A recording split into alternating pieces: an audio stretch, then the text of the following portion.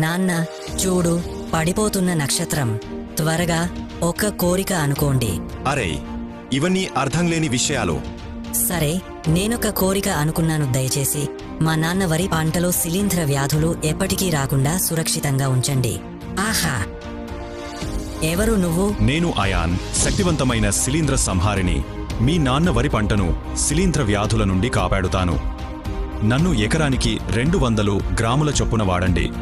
నాటిన 35 నుంచి 45 రోజుల తర్వాత మొదటి పిచికారీ, నాటిన 55 నుంచి 65 రోజుల తర్వాత రెండో పిచికారీ చేయాలి. నేను నీటిలో సులభంగా కరిగిపోతాను మరియు వర్షంలో కూడా సమర్థవంతంగా ఉంటాను.